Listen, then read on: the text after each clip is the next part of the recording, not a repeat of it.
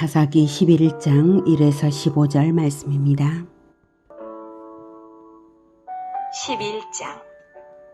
길르앗 사람 입다는 큰 용사였으니 기생이 길르앗에게서 낳은 아들이었고 길르앗의 아내도 그의 아들들을 낳았더라.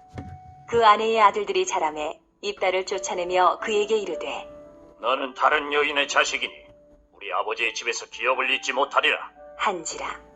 이에 입다가 그의 형제들을 피하여 돕 땅에 거주하매 잡류가 그에게로 모여와서 그와 함께 출입하였더라. 얼마 후에 암몬 자손이 이스라엘을 치려하니라. 암몬 자손이 이스라엘을 치려할 때에 길르앗 장로들이 입다를 데려오려고 돕 땅에 가서 입다에게 이르되 우리가 암몬 자손과 싸우려 하니 당신은 와서 우리의 장관이 되라. 하니 입다가 길르앗 장로들에게 이르되 너희가 전에 나를 미워하여 내 아버지 집에서 쫓아내지 아니하였느냐? 이제 너희가 환난을 당하였다고 어찌하여 내게 왔느냐? 하니라. 그러므로 길르앗 장로들이 입다에게 이르되 이제 우리가 당신을 찾아온 것은 우리와 함께 가서 암몬 자손과 싸우게 하려 함이니 그리하면 당신이 우리 길르앗 모든 주민의 머리가 되리라. 하매 입다가 길르앗 장로들에게 이르되 너희가 나를 데리고 고향으로 돌아가서 암몬 자손과 싸우게 할 때에 만일 여호와께서 그들을 내게 넘겨주시면 내가 과연 너희의 머리가 되겠느냐? 하니 길르앗 장로들이 입다에게 이르되 여호와는 우리 사이의 증인이시니 당신의 말대로 우리가 그렇게 행하리이다. 하니라. 이에 입다가 길르앗 장로들과 함께 가니 백성이 그를 자기들의 머리와 장관을 삼은지라. 입다가 미스바에서 자기의 말을 다 여호와 앞에 아뢰니라. 입다가 암몬 자손의 왕에게 사자들을 보내 이르되 내가 나와 무슨 상관이 있기에 내 땅을 치러 내게 왔느냐? 하니 암몬 자손의 왕이 입다의 사자들에게 대답하되 이스라엘이 애굽에서 올라올 때에 아르논에서부터 야복과 요단까지 내 땅을 점령했기 때문이니 이제 그것을 평화롭게 돌려달라. 하니라. 입다가 암몬 자손의 왕에게 다시 사자들을 보내 그에게 이르되 입다가 이같이 말하노라. 이스라엘이 모압 땅과 암몬 자손의 땅을 점령하지 아니하였느니라. 사랑하는 형제 여러분, 12월 10일 금요일 새벽 목상에 오신 것을 환영합니다. 10장에서는 이스라엘의 진실된 실천적 회개를 보았습니다. 그랬더니 이스라엘을 돕지 않으시겠다고 선언하신 하나님의 마음이 움직였죠. 그래서 본장에서는 사사가 등장하는 것을 보여줍니다. 1절 길르앗 사람 입다는 큰 용사였으니 기생이 길르앗에게서 낳은 아들이었고, 여기서 길르앗 사람이란 말은 므낫세의 아들 마길의 후손인 길르앗 가문을 말합니다. 또한 길르앗이 지명이기도 하므로 길르앗 사람은 길르앗에 사는 사람이라는 의미도 될 수가 있겠죠. 여기서는 아버지의 이름이 길르앗입니다. 그리고 사는 곳도 길르앗이고요. 큰 용사는 전쟁의 명수라는 말입니다. 잡류가 따랐고 그들의 두목으로서 유명세가 있었던 것입니다. 2절 길르앗의 아내도 그의 아들들을 낳았더라. 그 아내의 아들들이 자라매 입다를 쫓아내며 그에게 이르되 너는 다른 여인의 자식이니 우리 아버지의 집에서 기업을 잊지 못하리라 한지라. 길르앗이 중혼을 한 것이 하나님께 합당한 것은 아닙니다. 하지만 이복 형제라는 이유로 아버지의 유산을 분배받지 못하게 하는 것은 더더욱 율법에 없는 짓입니다. 입다는 참으로 억울하게 쫓겨난 것이죠. 이렇게 유산 상속권을 말살하고 형제간의 의를 끊는 것은 참으로 말도 안 되는 악한 짓입니다. 3절 이에 입다가 그의 형제들을 피하여 돕 땅에 거주하매 잡류가 그에게로 모여와서 그와 함께 출입하였더라. 돕은 길르앗 땅의 북쪽 변방에 있는 지명인데요. 이스라엘 지역은 아닙니다. 그래서 이스라엘에서 가깝지만 이방 땅인 돕으로 피신했다는 것이고요. 잡류는 거처없이 떠도는 무리를 말합니다. 잡류가 모여 출입했다라고 하는 것은 입다를 따라서 원정을 다녔다는 것입니다. 그래서 명성이 이스라엘에까지 난 것이죠.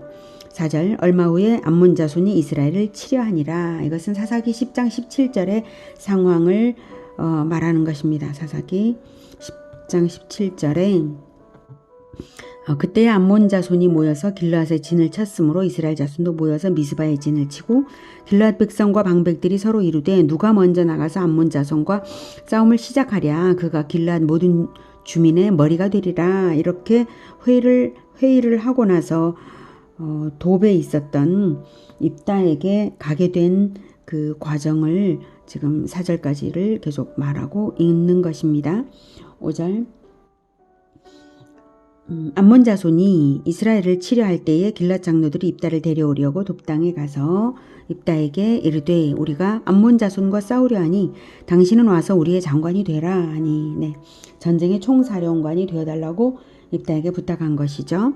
7절 입다가 길르앗 장로들에게 이르되 너희가 전에 나를 미워하여 내 아버지 집에서 쫓아내지 아니하였느냐. 이제 너희가 환난을 당하였다고 어찌하여 내게 왔느냐 하니라.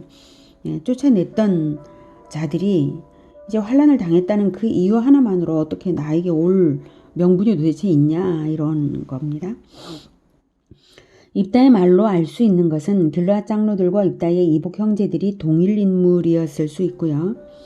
또 길르앗 장로들의 묵인으로 인해서 벌어진 부당한 처사였다는 의미입니다. 사실 이스라엘에서 유산 상속은 아주 중대한 일입니다.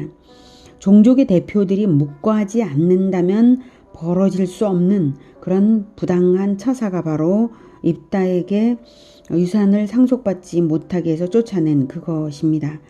정말 있을 수 없는 일이 벌어졌던 것입니다.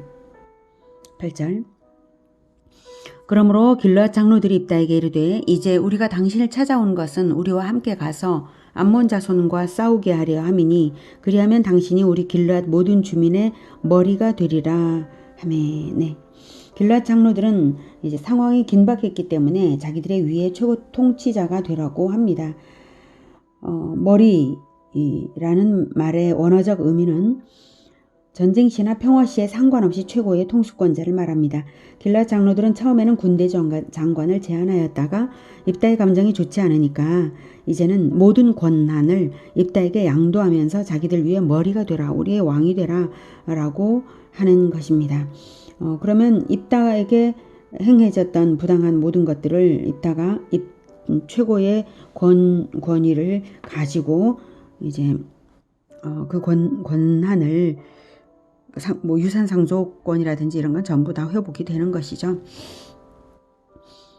9절 입다가 길르앗 장로들에게 이르되 너희가 나를 데리고 고향으로 돌아가서 암몬 자손과 싸우게 할 때에 만일 여호와께서 그들을 내게 넘겨주시면 내가 과연 너희의 머리가 되겠느냐 하니 길르앗 장로들이 입다에게 이르되 여호와는 우리 사이의 증인이시니 당신의 말대로 우리가 그렇게 행하리이다 하니라.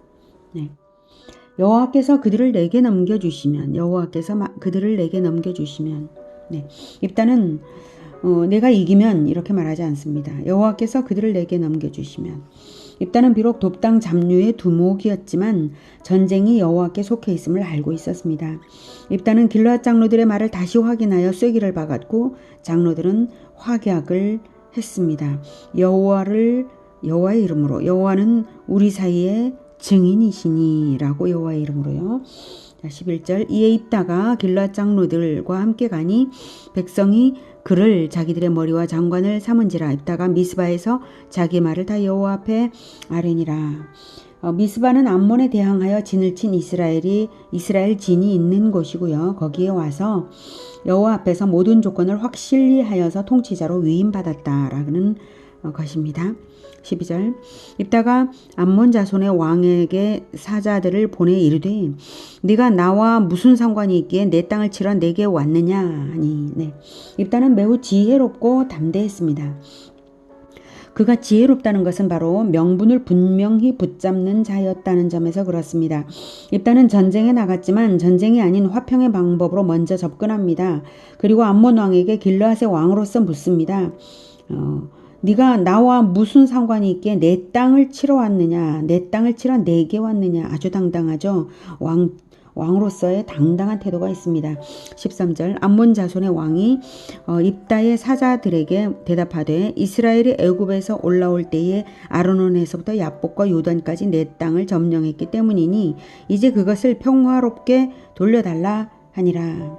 암몬 왕은 전쟁의 원인이 이스라엘에게 있다는 핑계를 댑니다. 그것은 출애굽 이후 자기들 땅이 이스라엘에게 빼앗겼기 때문이라는 것입니다. 그런데 아르논에서부터 야복과 요단까지는 암몬에게서 빼앗은 것이 아니라 이스라엘이 암몬에게서 빼앗은 것이 아니라 아모리 왕 시혼에게서 빼앗은 것입니다. 암몬 왕이 이렇게 말하는 이유는 원래 그 땅이 모압과 암몬에게 속한 것이었는데 아모리 왕 시혼에게 그 당시 빼앗겼었기 때문이죠. 그래서 그렇게 말하는데 애초에 자기들 소유였다 할지라도 이미 아모리 족속에게 빼앗긴 것이므로 이스라엘에게 소유권 주장을 할 수는 없는 일입니다. 또한 당시 아모리 왕 시혼을 섬멸한 이스라엘이 암몬 족속도 칠 수 있는 힘이 넉넉히 있었지만 즉 패배자인 암몬, 승리자인 아모리, 근데 그 승리자를 다시 쳐서 이긴 게 이스라엘이잖아요. 그러니까 암몬 족속도 칠 수 있는 힘이 있었지만 암몬 족속은 치지 않았어요. 그것은 과거 암몬의 아버지, 암몬 족속의 아버지 롯이 아브라함의 조카였다는 이유입니다. 오래전 조상이 친족 관계에 있었기 때문에 우리는 친족이다라고 하는 그 의리를 생각해서 암몬 족속은 치지 않았던 것이죠. 그렇게 치지 않은 것을 암몬이 오히려 감사해야 할 일이잖아요. 힘이 있었지만 치지 않았는데 그런데 살려두었더니 적반하장이 된 셈이죠. 말하자면 자 14절 입다가 암몬 자손의 왕에게 다시 사자들을 보내 그에게 이르되 입다가 이같이 말하노라 이스라엘이 모압 땅과 암몬 자손의 땅을 점령하지 아니하였느니라. 정확하게 말하고 있습니다. 입다는 정확한 것을 말하면서 전쟁의 명분이 암몬에게 있지 않음을 분명히 하고 있습니다. 그리고 이하의 내용에서 입다는 과거의 역사를 상세히 말하면서 이스라엘의 정당성을 이제 분명하게 하는 내용이 26절 이하 계속 이어질 것입니다. 오늘은 형제들에게 쫓겨났었지만 형제들을 구원하라는 요청을 받고 이스라엘의 최고 통치자가 된 입다가 대담한 지혜로서 암몬 왕에게 전쟁의 명분이 없음을 담판하는 것을 보았습니다. 입다는 전쟁의 승패가 여호와께 있다는 것을 잘 알고 있는 신앙의 사람이고 명분의 사람입니다. 명분이라는 것은 진실과 진리를 바탕으로 하는 것입니다. 비록 잡류의 두목이었지만 신앙과 명분이 있었던 입다와 신앙과 명분이 부족했던 길르앗의 아들들의 대비가 드러납니다.